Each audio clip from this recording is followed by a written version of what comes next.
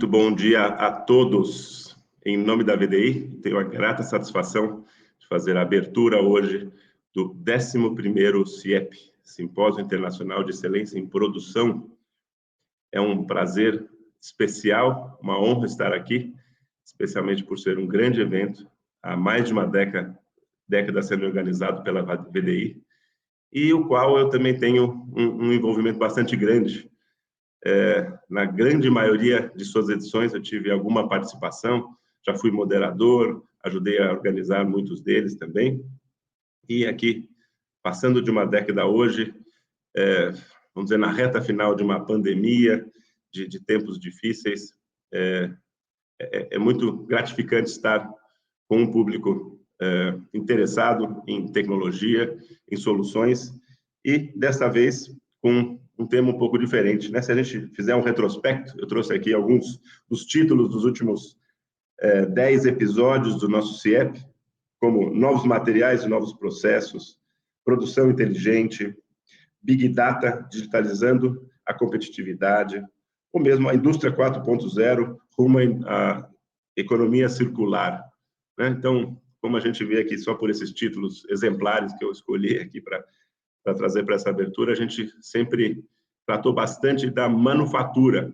né? E, como eu disse, ao final desse ciclo, ou neste momento especial que a gente se encontra, pouco mais de 2 anos e meio de pandemia, ela não acabou oficialmente ainda no mundo, né? Algumas partes do mundo estão mais afetadas do que o Brasil, e com uma guerra em andamento na Europa após décadas, né? A Europa em guerra, nós achamos aqui na VDI que o supply chain e os impactos deles eram um tema muito adequado para a gente discutir aqui com os nossos associados, com os nossos colegas ligados à VDI do Brasil, né? Nós decidimos fazer isso em 2 painéis, né?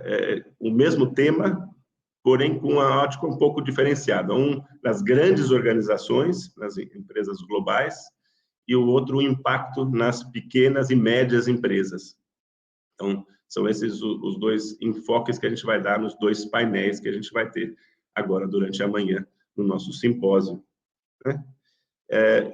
Falando em PMEs, a VDI sempre foi próxima, evidentemente, sempre tivemos associados, empresas associadas do segmento PME, mas no ano passado a gente formou um cluster especial e exclusivo para as PMEs. Ele vem se desenvolvendo muito positivamente. Eu participei agora da último encontro, sempre muito interessante, discussões bastante pertinentes ao segmento, eu acho que bem enriquecedor para todos os participantes. É uma nova frente agora estruturada da VDI.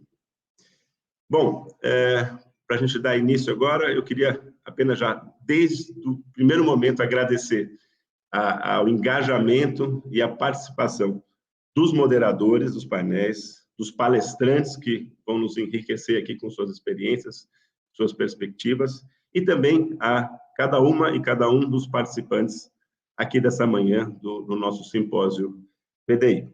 Com isso, eu vou passar a palavra para o Luiz Santos, da Stauble, que vai moderar o primeiro painel. Luiz, bom dia, André. Bem-vindo aqui. Muito obrigado aí pela oportunidade. Eu quero agradecer a VDI por ter feito esse convite aqui a nós da Stauble, para falar que hoje é um dia bem importante, aí, esse tema abordado sobre supply chain, onde que toda a cadeia de suprimento necessita, muito importante, essa convenção, vamos dizer assim. E hoje a gente vai falar um pouco com os nossos palestrantes aí que estão conosco, Gustavo Neri, o Juliano Volpe e a Débora Gomes. Bom, eu sou responsável, tá, pela parte de supply chain da Stauble Brasil. A Stauble está há mais de 40 anos no mercado, e hoje a gente trata 100% com nacionalização, e-commerce, parte de robótica e outros segmentos também. Eu vou pedir para cada palestrante se apresentar. Podemos começar com o Juliano, por favor. Oi, bom dia pessoal. Primeiro, agradecer o convite aí da VDI. para participar desse painel aí sobre supply chain. Meu nome é Juliano, né? Eu tenho 43 anos, de formação eu sou engenheiro mecânico, e estou aqui na Foz como diretor de supply chain desde 2018, mas na Foz eu já estou há quase 15 anos aí. Estou dentro do mercado automotivo desde 2000, praticamente, desde a época de faculdade, dos quais só 2 anos fora de empresas alemãs, né? E falar um pouquinho da Foz. A Foz é uma empresa alemã, claro, fundada em 31 em Wipperfurt, na região de Colônia, e onde a empresa está até hoje, tá? E a Foz Brasil, ela está aqui no Brasil desde 96, ou seja, 26 anos esse ano. Tá? Obrigado aí pelo convite. Obrigado, Juliano. Bom, acho que a Débora pode falar um pouco dela. Por favor, Débora. Oi, Luiz. Bom dia a todos. Bom dia. Também muito obrigada por essa oportunidade, por esse convite, né? De poder compartilhar um pouquinho da nossa experiência e aprender também com essas férias aí, né? O Juliano, o Gustavo e você. Muito obrigada. Bom, meu nome é Débora Gomes. Eu não vou falar a minha idade, Juliano. Eu vou me abster disso. Pula essa parte, né? Eu sou advogada, na verdade, né? E tenho especialização no direito aduaneiro, né? E em logística. Já estou nessa área há 24 anos. Né? Aí já denunciei um pouquinho da minha idade, né? Sou casada, tenho 2 filhos, né? Eu moro em Osasco. Estou no ramo automotivo há esses 24 anos, né? A Ostra é uma empresa automotiva, então líder de mercado em muitos países, né? Somos uma empresa alemã/austríaca, né? Porque nós somos recentemente comprados pela AMS, que é uma empresa austríaca que tem muito forte no ramo de alta tecnologia, na parte de sensores e componentes, né? Então agregou isso aí ao nosso mundo. Na parte automotiva, na parte de digital system, também temos componentes para produção de luminárias, e também trabalhamos com a parte de entretenimento, como cinema, e uma pequena linha na parte médica. Aqui no Brasil, eu sou responsável pela logística da América Latina, né, e aí enfrentando todos esses desafios que a gente vai conversar um pouquinho mais daqui a pouco. Obrigada. Joia. Obrigada, Débora. Bom, Gustavo, agora contigo aí. Bom dia a todos. Primeiro eu quero agradecer ao João, time VDI, aos nossos colegas aqui presentes pela oportunidade de fazer parte desse evento. Eu sou o Gustavo, eu sou gerente administrativo financeiro de Supply Chain RH da Bosch, um time um pouquinho extenso. A Bosch é uma empresa alemã, líder mundial em soluções de tecnologia a vácuo. Estamos há mais de 50 anos no mercado e há 23 anos no Brasil. Eu sou formado em administração, com ênfase em comércio exterior e especializações na parte de gestão de pessoas e finanças, controladoria e auditoria pela FGV. É um prazer estar aqui com vocês. Daqui a pouco a gente conta um pouquinho mais sobre os desafios que a gente vem enfrentando aí na área de supply chain. Bacana.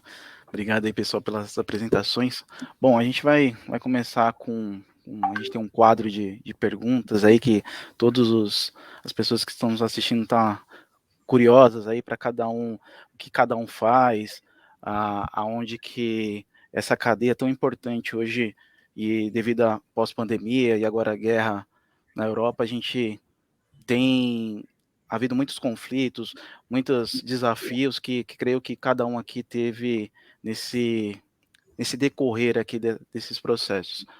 Bom, eu vou começar aqui com uma primeira pergunta aqui, bem relativa a isso que eu estou dizendo agora, que quais foram os desafios hoje e as ações implementadas durante a pandemia e pós-pandemia, e agora também vendo a guerra, né? O que mais acarretou isso tudo?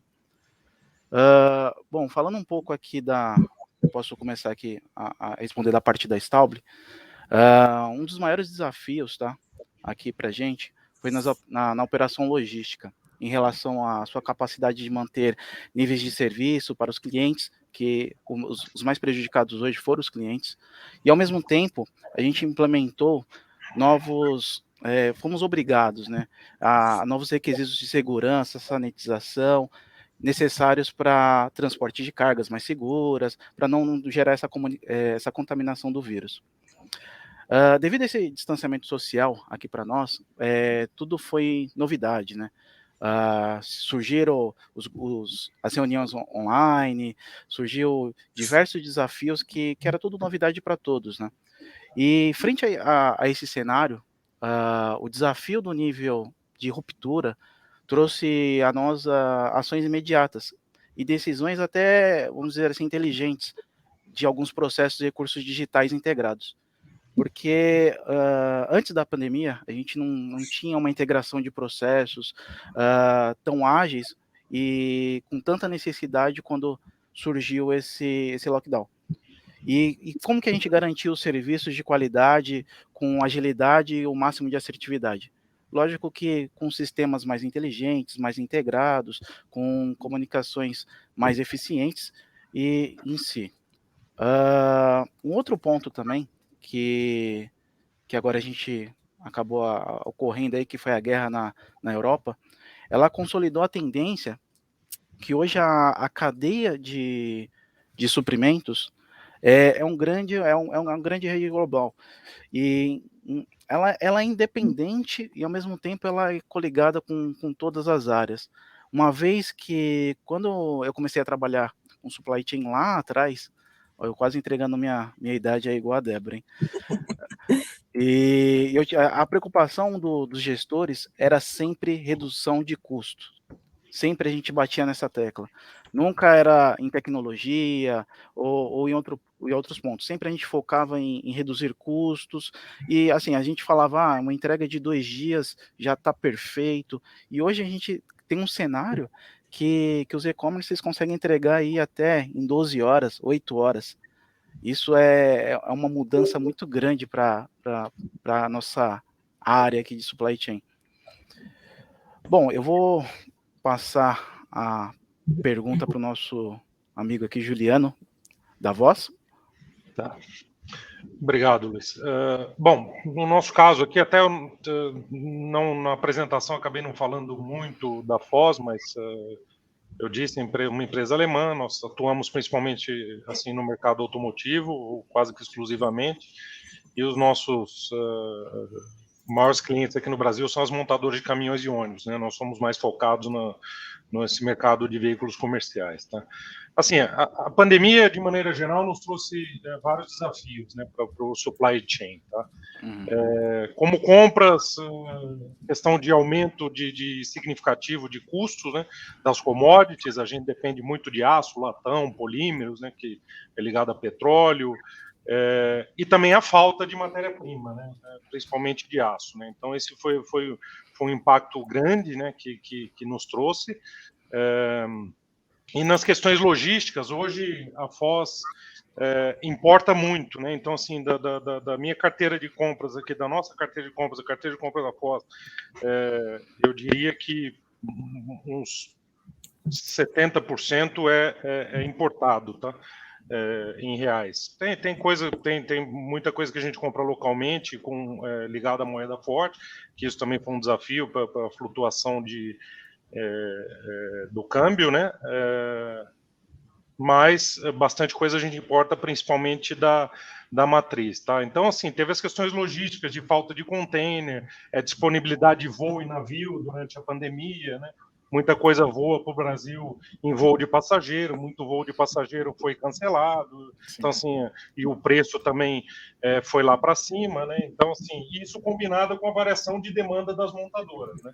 Então, assim, as montadoras em um momento ali na pandemia, todo mundo parou, né? Ali abril, maio, porque ninguém sabia o que ia ser, mas em julho, talvez agosto, setembro, os volumes já voltaram a subir e voltaram a subir muito fortes, né? Então, assim, isso foi um desafio muito grande, que a gente vinha numa tendência ali até de tentar reduzir níveis de estoque e tal, e de repente as montadoras voltam a puxar fortemente, né? E aí você não tem a logística internacional.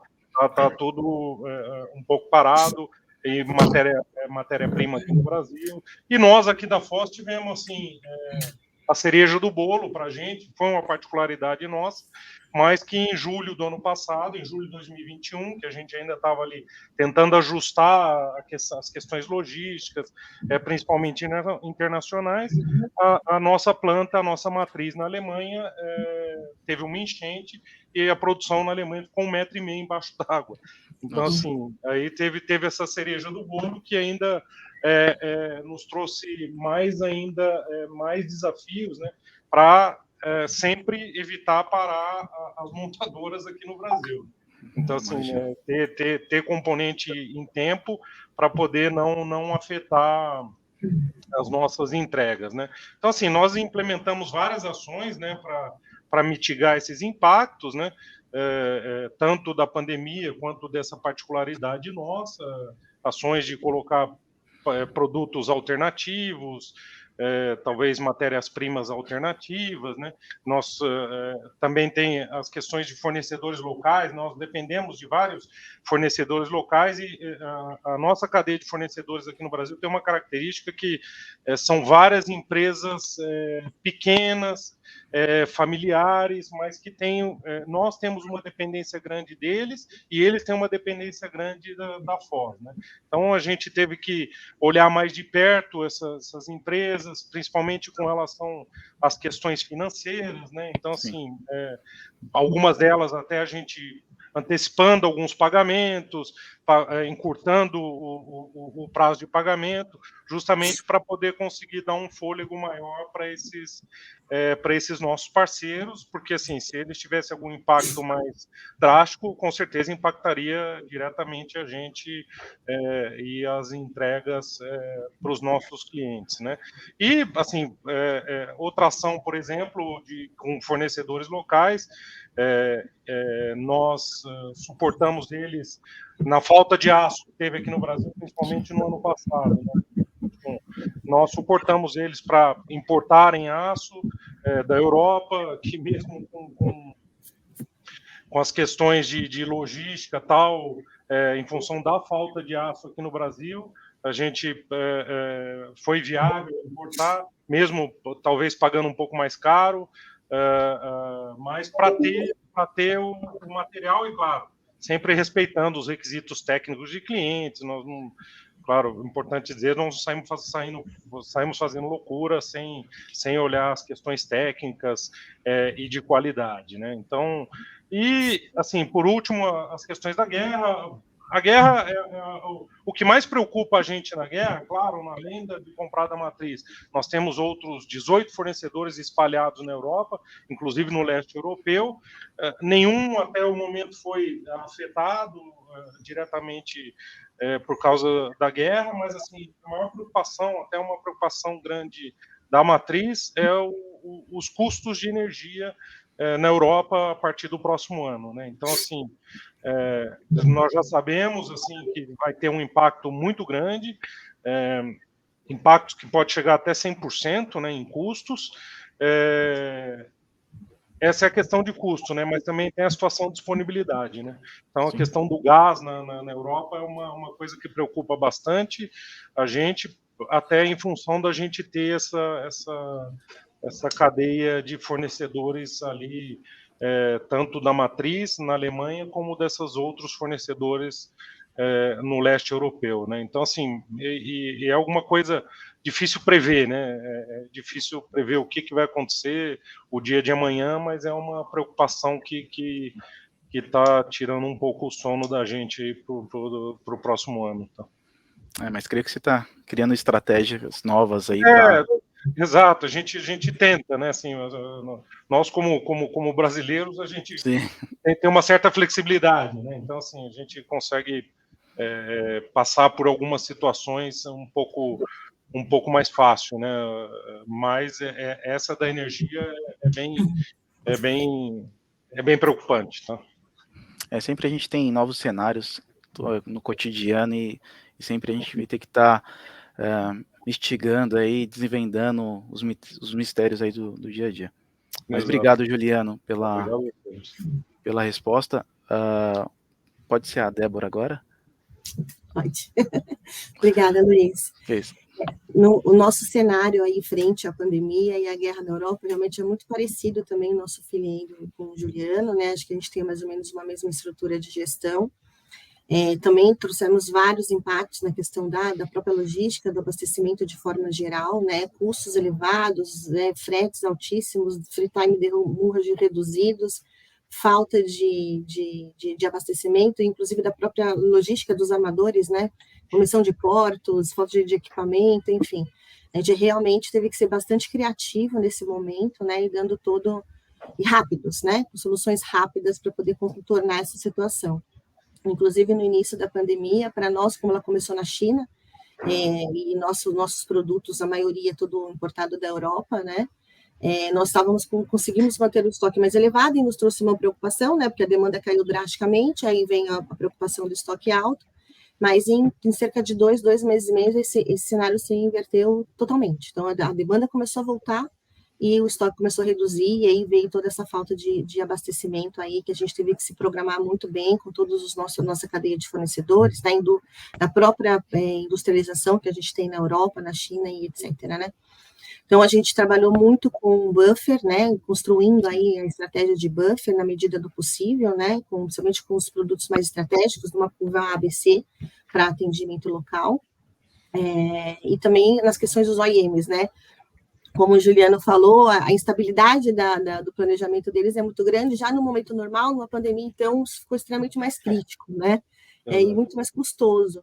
E aí a gente também teve que recorrer muito ao frete aéreo, que também foi um absurdo, né, e ainda com limitação de espaço. Ou seja, a gente teve que ser muito criativo, né, ainda temos, né, essas questões do colapso logístico, isso ainda se repercute para nós, né, a questão de preço nunca mais voltou ao que era antes, continuam altos, né, e a gente continua com limitação de espaço para conseguir manter esse abastecimento aí global. Mas um ponto que eu concordo 100% com o Juliano, e a gente tem bastante afinidade nos pontos e nas decisões e na visão desse sentido, mas também tem a questão de gestão de pessoas, né? Eu acho que isso foi um ponto muito estratégico de cada empresa, e a Osfam teve muito cuidado com isso, né? Quando tudo estourou, quando a situação começou, o primeiro ponto foi, e as pessoas? Então, a gente costuma aqui, tem um valor muito importante, né, que líderes, eles não cuidam só do resultado, né, nós, como líderes, a gente tem que cuidar de pessoas, e as pessoas trazem os resultados. Então, a gente focou muito nisso, trazendo até um conforto emocional na questão financeira. Então, foi decretado o top-down, né, pelo nosso board, que nenhum funcionário seria desligado da empresa, e não haveria redução salarial, né, para conseguir, pelo menos, dar esse conforto nessa parte, né, da pandemia, e claro, alinhamos mais a questões de férias, né, de antecipar as férias quando realmente caiu muito o fluxo aí da demanda. Outro ponto com relação à gestão de pessoas o trabalho invadiu os lares, né, então assim, a estrutura tanto física quanto emocional, com filho, homeschooling, e casa, e coisas que ninguém estava acostumado mais a fazer, e tinha que começar a incorporar aí no seu dia a dia, né, a dedicação ao trabalho, as novas modalidades de processo, os planos de contingência, né, porque nos nossos centros de distribuição, se um pegava ou estava com suspeita do vírus, pronto, todos aqueles que estavam junto com aquela pessoa tinham que ser afastados.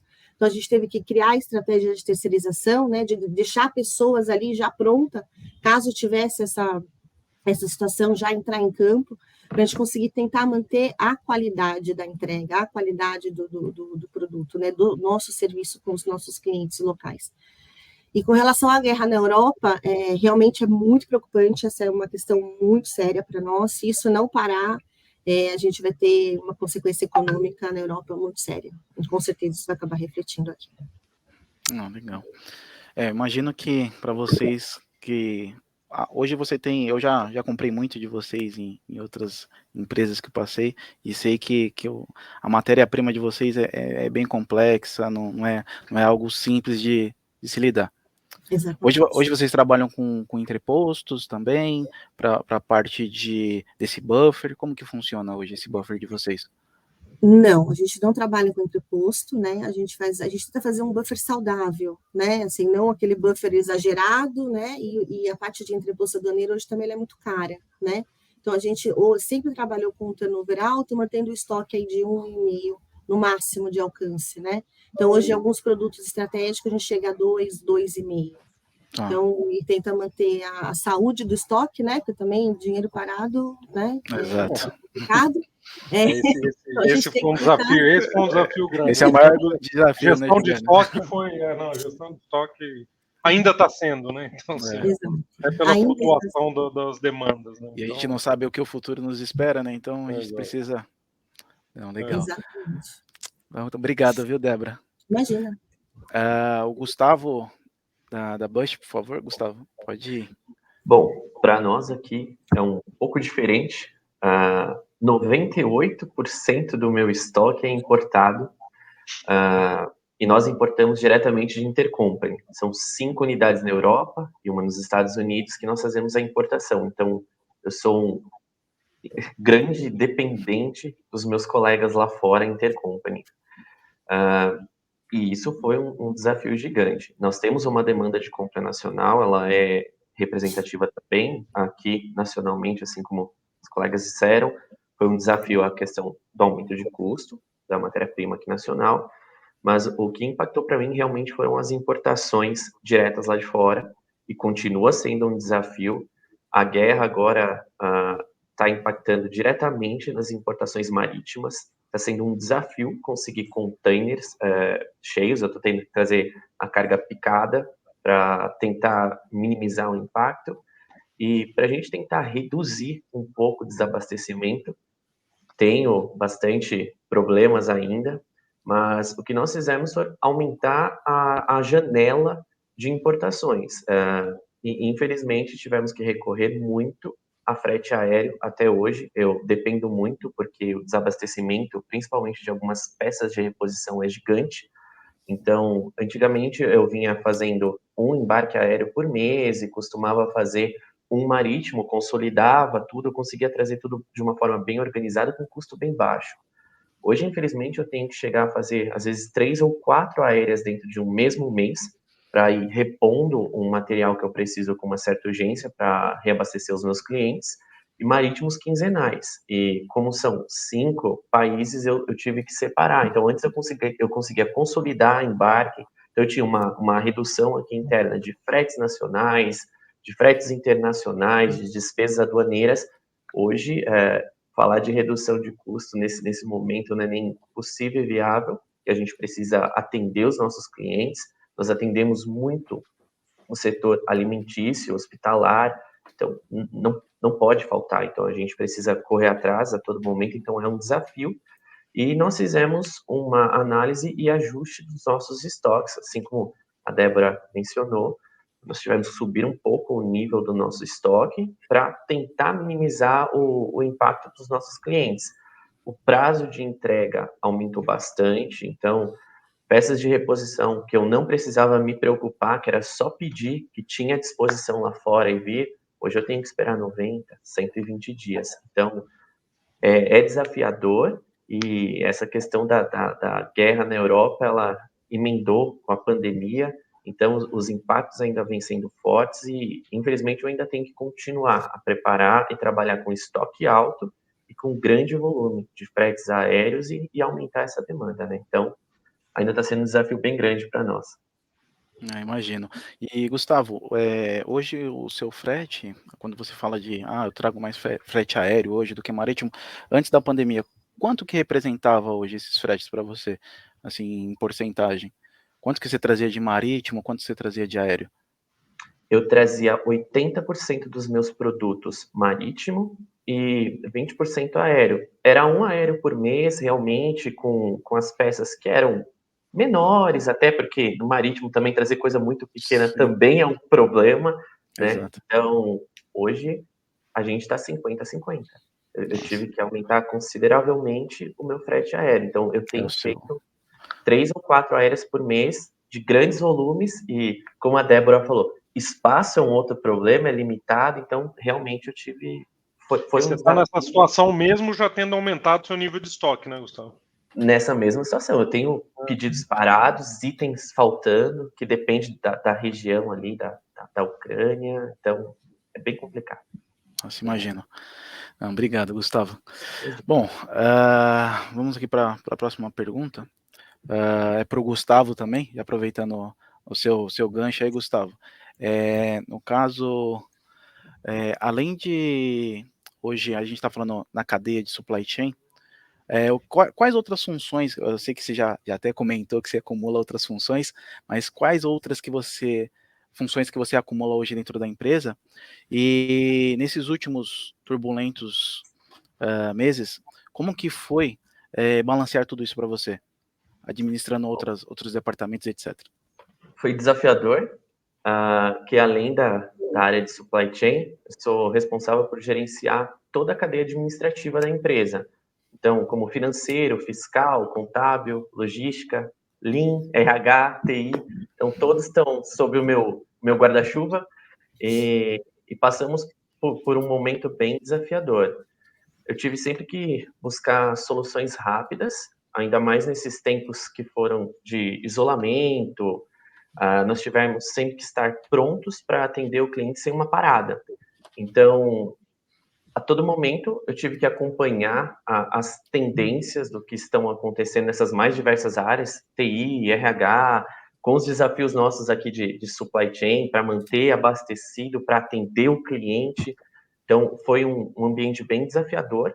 Então, o que nós fizemos nesse primeiro momento? Algumas ações em RH, como a abertura do home office, foi quase que de imediato, porque o nosso time de TI estava muito bem preparado. A Bush, ela sempre investiu muito nessas questões, então, grande parte dos nossos colaboradores já tinham notebook, já possuíam um esquema de VPN muito bem estruturado. Isso, a matriz sempre investiu nesse tipo de tecnologia. Então, a Bush já estava preparada para a gente atender de imediato. Então, o home office começou logo em março de 2020, a gente já começou a atuar de forma imediata. A gente já vinha trabalhando em processos Lean, então a Bush já tinha um processo mais enxuto. Nós somos muito enxutos aqui no Brasil e os nossos processos também são enxutos. Então já havia muita coisa que a gente trabalhava de forma digitalizada, com a rede. Então, assim, foi uma fácil adaptação para nós nesse primeiro momento. E a questão do Lean ajudou muito, porque nós já estávamos trabalhando com reuniões de shop floor management, a gente já estava trabalhando com revisões de processo, que a gente vem até hoje evoluindo, como utilizando algumas ferramentas como o SciPoc, para a gente revisar e melhorar sempre os procedimentos e as áreas, reduzir os processos, torná-los mais enxutos e rápidos. Então, isso facilita um pouco. E por eu estar inserido em todas essas áreas, o RH está comigo, TI está comigo, Lean também está comigo, então foi um pouco mais fácil da gente conseguir implementar essas ferramentas. E a abertura que o nosso diretor aqui no Brasil deu para que essas soluções fossem colocadas em prática muito rápido. Então, dinamismo é uma palavra que melhor define o meu dia. Estou falando de RH, tiro o chapeuzinho de RH, põe o chapeuzinho do supply chain, do financeiro. Foi interessante. Vários assuntos ao mesmo tempo, né? Exatamente. Ó, o pessoal fez até uma propaganda aqui, ó. Me trouxeram um caderno aqui. Olha, aí sim, é muito bom. O pessoal tá... O Ivo aqui, que trabalha conosco aqui, ele trouxe aqui, ele falou, ó, fala bem lá que o pessoal é gente boa. Que legal, então, que legal. bom. Não, bacana. Vamos para a próxima pergunta aqui. A pergunta agora é para a Débora. Débora, como que é a complexidade de importação de uma empresa como a Osram, que importa diversas peças? Como que hoje funciona essa flexibilidade, essa complexidade para vocês? A gente tem bastante, a gente trabalha com bastante SKU, né, e por conta disso a gente tem que ter uma estrutura bem alinhada, né, então a gente tem que começar lá com o pessoal de vendas, né, de ter um planejamento mais assertivo, né, com um domínio e conhecimento do mercado, né, para que a gente consiga suprir essa demanda, né, a nossa cadeia, ela não tem um efeito de tempo curto, né, ela tem um lead time relativamente longo, quando você pensa, desde você colocar lá uma ordem, né, desde uma produção, do abastecimento de matéria-prima, o material está pronto, para depois estar disponível dentro do deadline que a gente precisa, né, e aí começar toda a parte da logística internacional. Então, nós entendemos que esse alinhamento ele é muito importante, né, é onde realmente tudo começa, né? E claro, aí tem que ter a interação do pessoal de supply chain planning para poder fazer todo esse trabalho, todo esse approach, né, com a cadeia de fornecedores, e gerar o turnover mais saudável possível para a empresa. Mas em relação aos produtos, Luiz, a gente tem, a maioria dos nossos produtos tem que ser certificados, né? Então a gente ainda tem toda essa questão da qualidade do mercado que tem que ser atendida, né? A gente trabalha também com um leque muito grande com licenças, né? Com anuências de licenças de importação.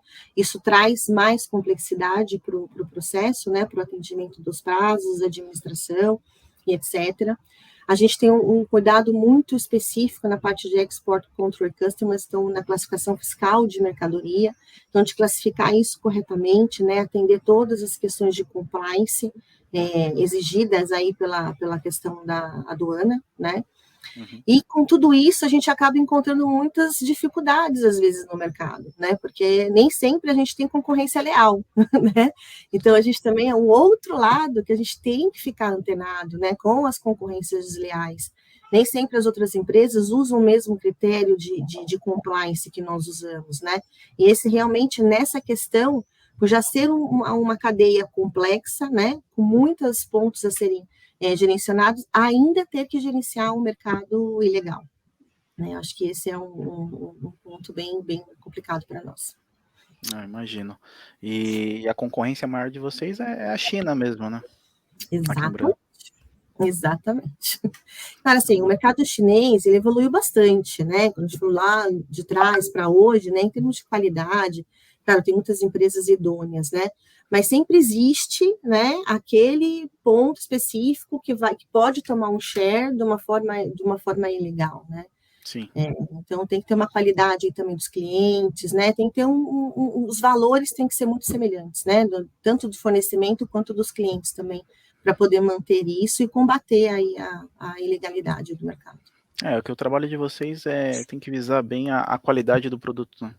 Porque não tem comparação. Eu conheço muito bem a marca e eu sei como que é complicado. Às vezes o barato ali para uma operação no warehouse sai muito mais caro do que você colocando algo mais eficiente e mais produtivo ali para a operação. Exatamente, né, na questão da segurança, né, e também é uma carga muito visada, né, na logística Sim. A gente tem que ter vários controles, vários processos, para também controlar essa questão de furtos, né. Sim, hoje você tem gerenciamento de risco também? Nós temos gerenciamento de risco na nossa parte de inventário, né, da acuracidade de inventário. Hoje, por exemplo, no nosso centro de distribuição, a gente tem 99,98% de acuracidade. Não foi sempre assim, né? A gente teve que trabalhar bastante, colocar bastante ferramentas, automação, trabalhar com inventários cíclicos, com countback na operação, tivemos que incluir isso, com câmera, segurança, gerenciamento de risco, enfim. Toda uma estrutura não só na parte de warehouse, mas também na própria distribuição, né? Aí você tem que também saber selecionar bem os seus parceiros, saber como é que são os seus controles, seus KPIs, né? Trabalhar bem nos contratos. Sim, então, sim. Principalmente. Não. Muito obrigado, Débora. Bom, vou passar agora a bola para o Juliano, uma pergunta aqui. A Foz, né, como você disse, ela é uma das principais fornecedoras das montadoras aqui no Brasil e no mundo, correto? E ao mesmo tempo que também tem seus próprios fornecedores importantes, como funciona o processo de gestão de fornecedores de vocês? Você já explicou um pouco para a gente que vocês fizeram a capacitação ajudando na pandemia, mas explica um pouco mais para a gente, por favor. Assim, nós temos ali o processo trivial, né, que é através de avaliar os nossos fornecedores através de indicadores mensais, né, seja de compras, qualidade, logística, entrega em si, né, e também tem, no caso, o desenvolvimento de novos fornecedores, né, também nós temos aí os nossos procedimentos, requisitos mínimos de certificação, de qualidade, auditorias, etc. Agora, como eu disse anteriormente, a Foz aqui no Brasil, a gente depende muito de fornecedores pequenos, né? Então, assim, empresas que que são pequenas, talvez tenham um fôlego financeiro um pouco mais curto, né? Então, assim, nesse caso, a gente faz um acompanhamento mais próximo, né? Nos aspectos logísticos e financeiros também, né? Então, assim, até para que isso não afete as nossas entregas. A gente tem a Foz não tem como política, né? Isso é uma particularidade da Foz. Tem outras empresas também que atuam da mesma forma, mas assim, nós não temos como política. O primeiro problema que eu tenho com o fornecedor, eu vou lá e troco o fornecedor, tá? Então, assim, a gente procura trabalhar como parceiro mesmo do fornecedor. Tem muitos fornecedores nossos aí que estão há bastante tempo conosco, né? Desde o começo, desde que a Foz veio para o Brasil, há 26 anos, né? Então, assim, a gente não é a primeira dificuldade que a gente encontra, a primeira solução é para o fornecedor. Não é.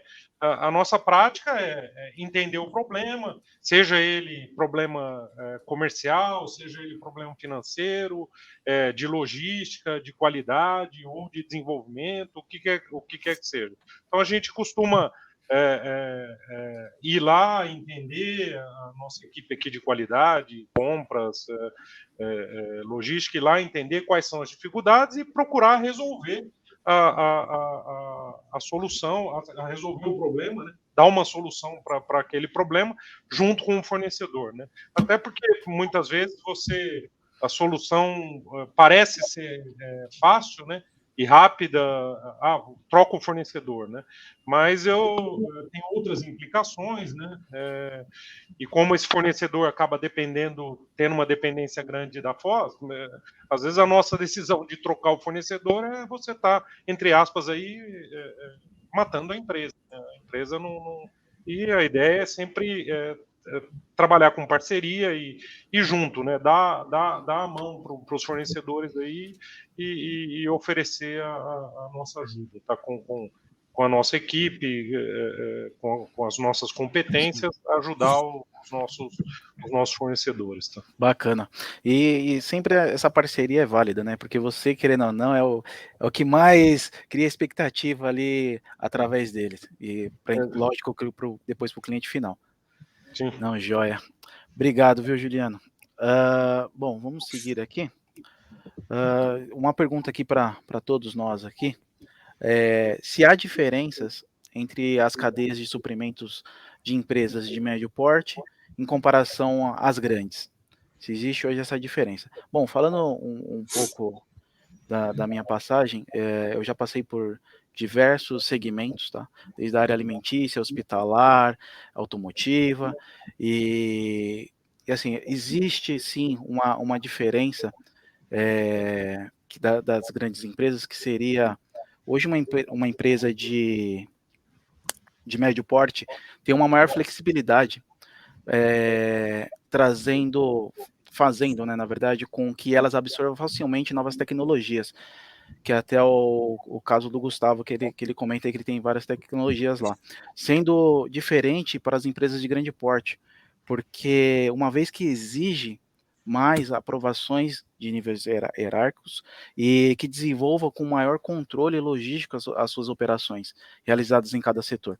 Porque, como consequência disso tudo, existem vários fatores que acarretam benefícios, tá? Que hoje eu digo aqui pela gente da Stauble, a gente trouxe muita tecnologia, muita assertividade nos processos logísticos e também a gente diminuiu alguns impactos, tanto pandemia, guerra na Europa, porque hoje a Stauble também, hoje a gente 100% importa os nossos produtos, a gente não tem um fornecedor local, então assim, hoje é tudo transação intercompany, desde das fábricas dos Estados Unidos, Europa, e assim adiante. Então, hoje essa gestão coligada com a tecnologia para a gente, sendo uma empresa de médio porte, nos ajuda muito.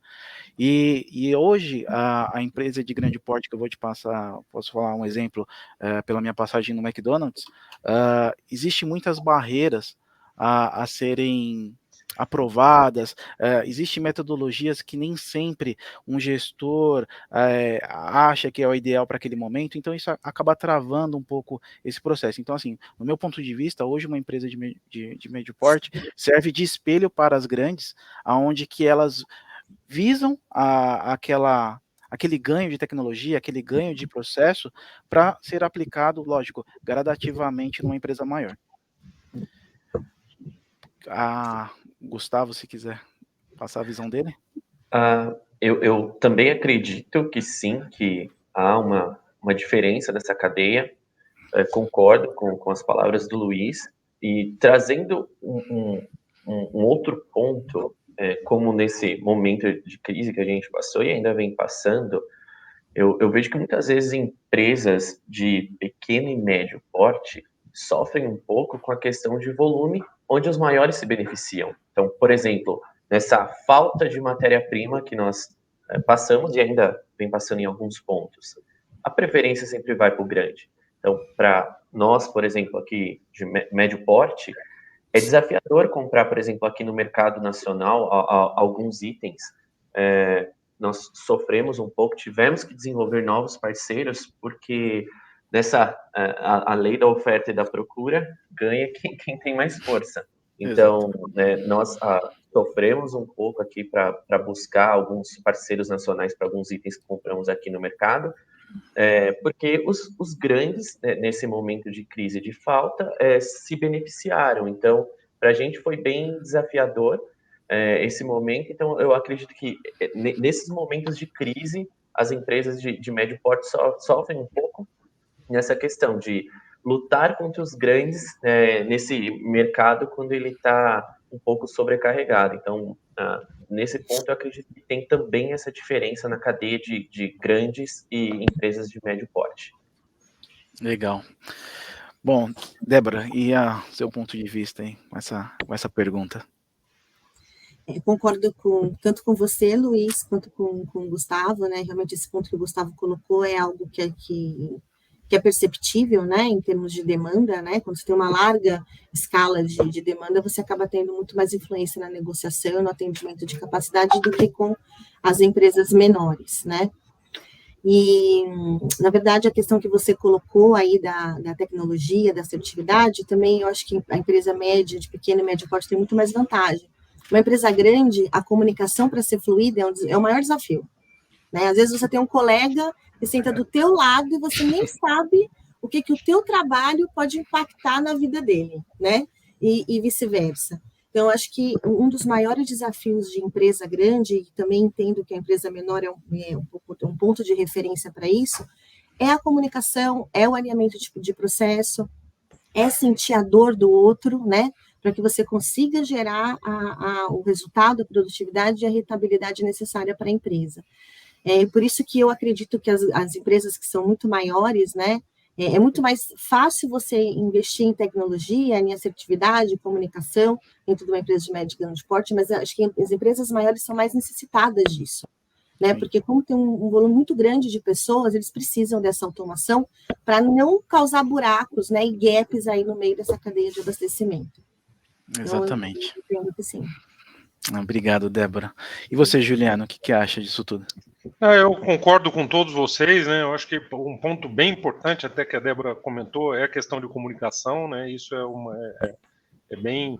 Agora, assim, uma vantagem que eu acho que as pequenas e médias empresas têm é a flexibilidade, né? Então, assim, que está talvez ligada à questão da comunicação. Então, assim, percebo, já também trabalhei em empresas grandes, apesar de estar na Foz há bastante tempo, mas trabalhei na matriz na Alemanha, que é bem maior do que a nossa filial aqui no Brasil. Então, assim, você percebe que a flexibilidade, você estando numa empresa de pequeno, médio porte, é bem maior e muito mais fácil. A comunicação talvez flui melhor. Agora, assim, uma prática que a gente também costuma ter aqui, quando possível, né, é que eu preciso, a gente busca, de novo, quando possível, a gente busca comprar de fornecedores, não só componentes, mas também serviço, né, onde a Foz é importante para esse fornecedor, né. Então, assim, Quando você vai, às vezes você está negociando com uma empresa muito grande, você tem que, claro, o cliente é sempre importante, mas a gente sabe que tem graus de importância dos clientes, né? Então, assim, o que a gente sempre busca é comprar componente, comprar serviço de empresa onde você tenha uma importância para eles, e que você consiga escalar um assunto mais facilmente, solicitar um atendimento de urgência mais facilmente, né? Porque às vezes você sendo mais um cliente dentro de uma empresa grande, né? Você tem dificuldade, né? De escalar os assuntos, até pelo que o Gustavo comentou, as prioridades, né? Ele vai dar prioridade. Você está competindo lá com um gigante do mercado, né? Então assim, para quem que ele vai priorizar? Né? Não vai ser você, vai ser. Então assim, isso é uma coisa também que a gente avalia, né? Que quando tomar a decisão por comprar uma peça ou um serviço de fornecedor A ou B, tá? Então, assim, o quão importante eu sou para esse fornecedor, né? Então, isso é uma coisa que a gente acaba avaliando também. Mas, com certeza, tem diferenças boas e diferenças não tão boas, né? Então, assim, acho que... Sim. Mas tudo é válido, né, nessa cadeia. Não, legal, obrigado. Gustavo, hoje, atualmente, como que funciona o transporte e a distribuição da sua empresa? E hoje, que tem diversos clientes a nível Brasil, como que você faz essa logística desse transporte? Como que funciona hoje para vocês? Bom, grande parte dos negócios da Bush, eles são ex-works. Então, a responsabilidade de coleta e distribuição está mais baseado na responsabilidade dos nossos clientes realizarem a coleta. Mas quando o cliente ele não possui uma transportadora de sua confiança, o meu time de logística desenvolveu parcerias com transportadoras de nossa confiança que atendam a nível nacional. Então, nós somos responsáveis por atender o Brasil como um todo e também o Paraguai. Então, nós temos aí parceiros que foram desenvolvidos que atendam as regiões mais remotas, porque nós temos clientes no Brasil inteiro, São Paulo, a região sul é fácil, mas atender, por exemplo, clientes no norte do Brasil é um desafio para atender prazo, atender que entreguem com confiança o nosso material. Então, nós temos os parceiros que nós desenvolvemos e que são capazes de fazer a entrega no Brasil como um todo, né? Mas grande parte dos nossos negócios são ex-works. E um desafio que nós temos aqui são que nós vendemos desde pequenas peças de reposição, que a gente pode mandar, inclusive, por Serex, por Correios, né? Que é fácil. Mas temos também transportes dedicados, sistemas de vácuo, por exemplo, que nós temos que selecionar uma carga dedicada. São itens de grande volume que a gente precisa que chegue em perfeito estado. O Brasil, a gente tem aí problemas nas rodovias de não ter boas condições, então realmente a gente precisa desenvolver parceiros de confiança que façam essas entregas para nós. É um ambiente bem dinâmico para a gente, diferenciado nessa visão. Quando teve a alta do combustível, vocês sofreram muito aqui no transporte nacional? Sim, totalmente. Os fretes mais que dobraram, né? E não só para regiões distantes. Porque para ajudar, né, já não bastava o aéreo, aí agora vem mais esse, é complicado. Exatamente, foi um desafio bem grande, tentar manter no menor patamar possível o custo dos fretes. Não, legal, bacana. Bom, agora eu vou fazer mais um questionamento aqui para a Débora. Débora, como é fazer que a área da logística seja cada vez mais vista como um ponto estratégico no mundo corporativo? Como que hoje você vê essa maneira desse ponto estratégico na área de logística? Bom, eu vejo a logística com um pilar muito importante nas empresas, né? E ela tem uma vertente estratégica muito grande, né? Mas eu acho que tem que ter algumas considerações para conseguir fluir nesse caminho, né? Então, na minha visão, a logística ela é uma empresa dentro de outra empresa, né? Então, para que você consiga entender e traçar estratégias, né? Você tem que ter um conhecimento do financeiro, da área de compras de serviço, você tem que entender como é que funciona o processo de vendas, quais são as necessidades de cada cliente, né, para que você consiga atendê-lo, como é que funciona a questão da qualidade, como gerar essa qualidade, né, tanto do próprio produto quanto na própria prestação de serviço. A gente tem que ter um estoque, uma coracidade de estoque, onde gera credibilidade no mercado. Então, um relacionamento interno, externo e global de uma maneira muito bem alinhada, com uma comunicação super fluida. A questão de armazém, de distribuição, a questão tecnológica, a questão tributária. Eu acho que a questão tributária na logística é uma coisa... A logística tributária é algo muito importante, é algo muito estratégico para as empresas. Hoje a gente tem várias opções aí no mercado de benefícios fiscais. Nem sempre é fácil, porque tem que mudar toda uma estrutura, né, de distribuição, né, no inbound, no outbound, mas ela ainda é muito benéfica, é uma estratégia muito importante, né? A própria redefinição de distribuição. Então, por exemplo, estava conversando agora você com o Gustavo, essa questão da distribuição, ela é algo muito importante. O Brasil ele é muito grande, né? Se você comparar o tamanho do Brasil a outros, uma Europa. Então, ou seja, aqui você tem, sei lá, 2 Europas, né? Então, nós somos assim, do tamanho dos Estados Unidos, mais um pouquinho do Canadá. Então, ou seja, é uma gama, e a gente trabalha com regionalização, né? Então, quando você começa a entender isso, por exemplo, rapidamente aqui, um projeto que foi feito na USCAM, num tempo atrás, a gente tinha uma demanda na parte de distribuição de 8 fornecedores de distribuição.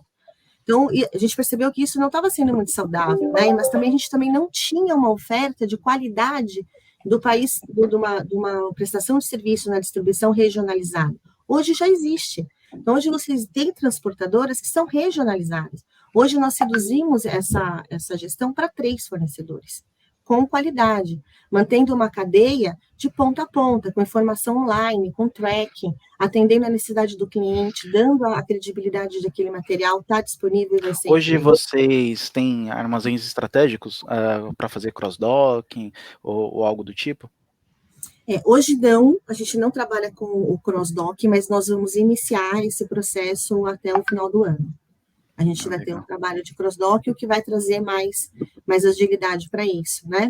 Vai ter bastante ganho. Exatamente. Outro ponto estratégico é seguro, né? A gente tem que aprender a usar o seguro, as apólices de seguro a nosso favor, né? Senão ele acaba virando um custo adicional, uma sobrecarga, sendo que a gente pode trazer isso para as nossas negociações, né? Então, assim, resumindo, para não me estender mais aqui, eu entendo que a logística, sim, ela é um ponto importante, né, de estratégico para o mundo corporativo, desde que os profissionais envolvidos nessa área tenham a dor de dono, né? Aí você consegue realmente fazer um trabalho legal, porque é muito importante. Ótimo, obrigado. Bom, Juliano, hoje qual é a estratégia para que a integração das suas equipes internas sejam bem-sucedidas? Como que hoje vocês tratam isso aí? Eu acho que assim, não tem, é difícil, não tem uma receita pronta, né? Não na minha visão, assim, a primeira coisa é manter a transparência entre as equipes, né? Então, assim, esse acho que é um ponto muito importante, tá?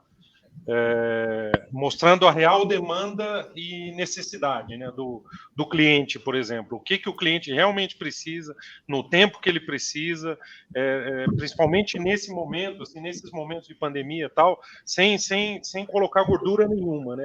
Ele precisa para quarta, eu vou falar que é para segunda para ver se eu ganho alguma coisa, né? Não, acho que todo mundo tem que colocar as cartas realmente na mesa, tá?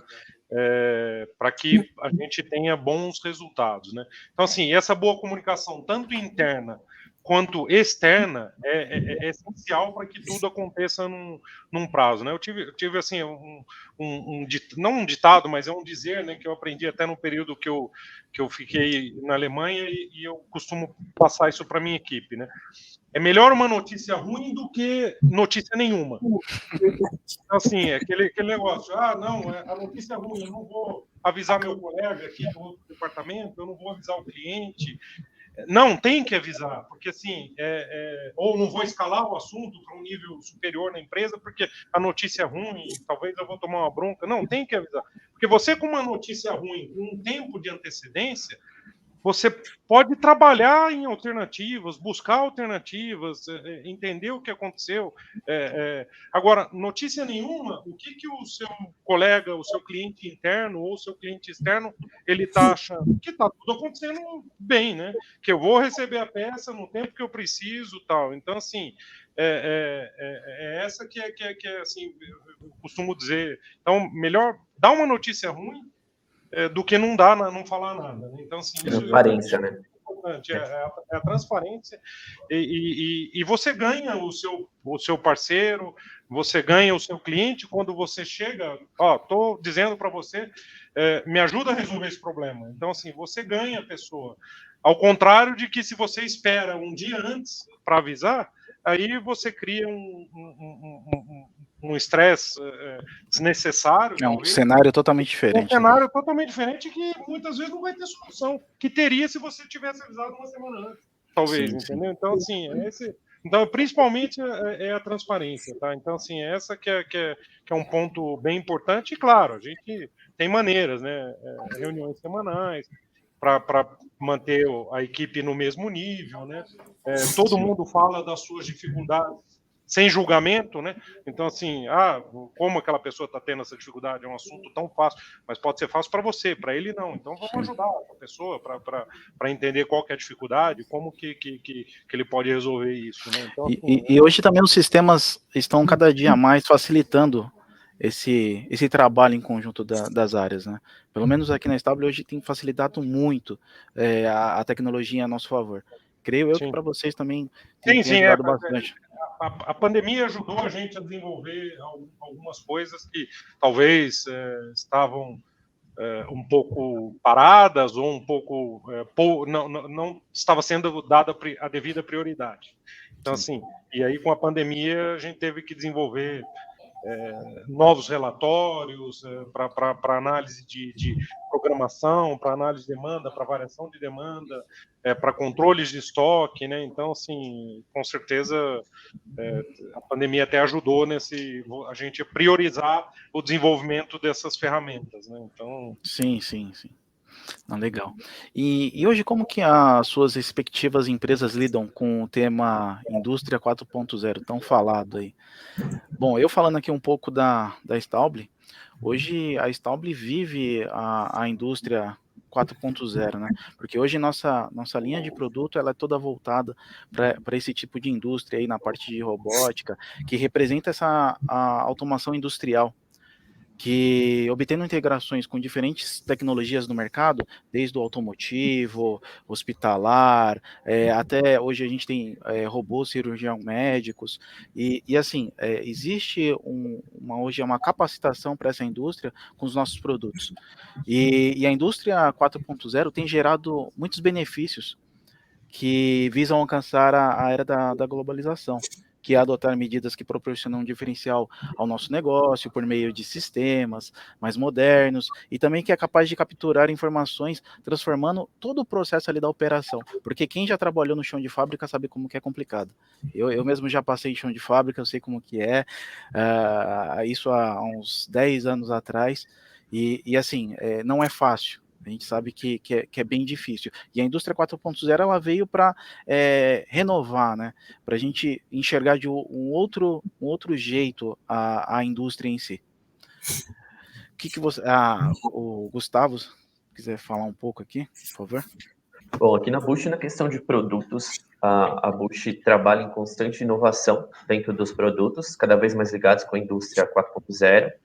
Esses últimos anos, nós tivemos o desenvolvimento do Otto, que é um serviço de IoT que a Bosch oferece, onde nosso equipamento faz um monitoramento constante dos principais parâmetros das bombas, como temperatura, nível de vácuo, entre outros fatores, que está totalmente ligado, o nosso cliente pode receber as informações de suas bombas e saber se ela está trabalhando dentro dos níveis de operação necessários ou se tem alguma anomalia em que o nosso time precisa entrar em ação para fazer alguma correção, sendo sempre necessário, um serviço que a Bosch oferece, além de bombas que a própria Bosch desenvolve, como a RA760 Plus, que é um produto que tem todo o monitoramento já interligado na bomba, com todas as conectividades necessárias para que estejam ligados cada vez mais nesse mundo de indústria 4.0.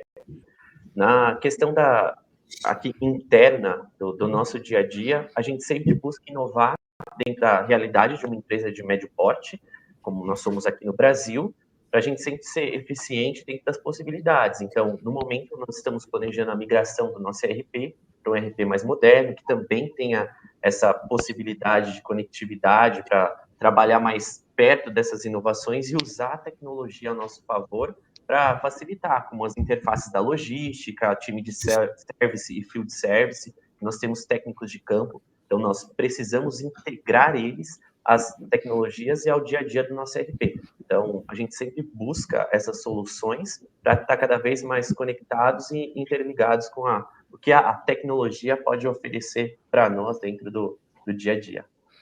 Bacana. E você, Débora, o que você acha disso? Até mesmo, eu sei que não é bem para você essa pergunta, mas eu acho que tem muito a ver também com vocês aí. Tem sim.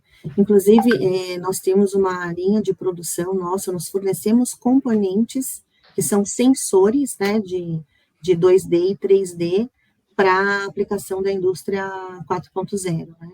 Uhum. Então, por exemplo, nós temos esses sensores que trabalham aonde? Então, por exemplo, você tem aquelas esteiras em centros de distribuições gigantes, aquelas esteiras com velocidade super rápida.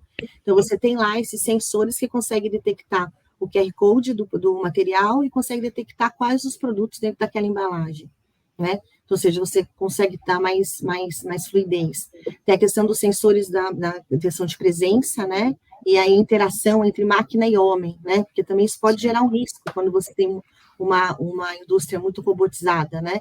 Então, também existem esses sensores para a segurança humana mesmo. Então, a gente tem essa vertente dentro da OSFAM, né? Para aplicação na indústria 4.0.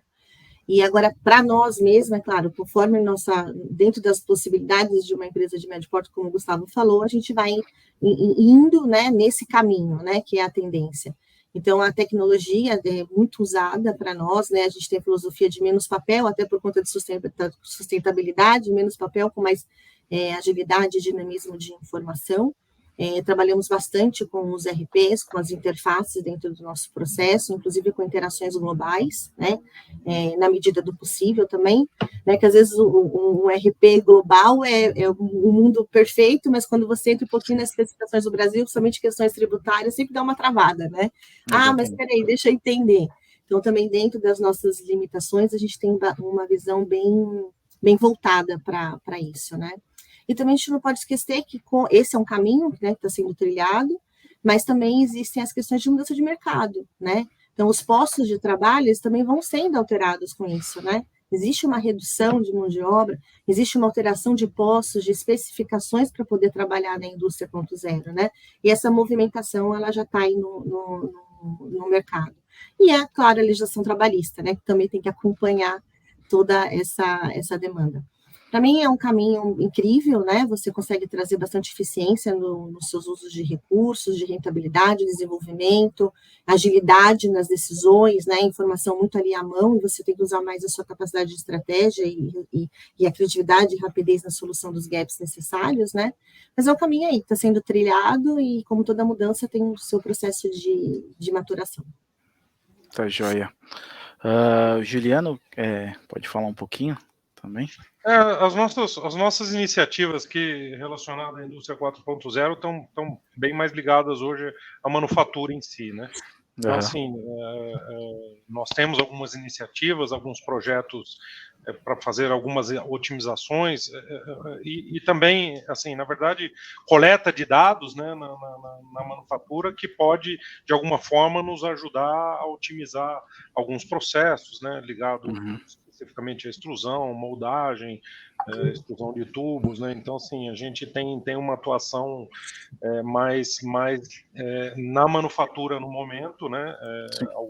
Alguns projetos já foram implementados, outros estão em fase de implementação, mas a gente, assim, o meu colega de manufatura, ele participa aí dos fóruns, a gente é bem atuante nos fóruns da própria VDI, né? E outros fóruns.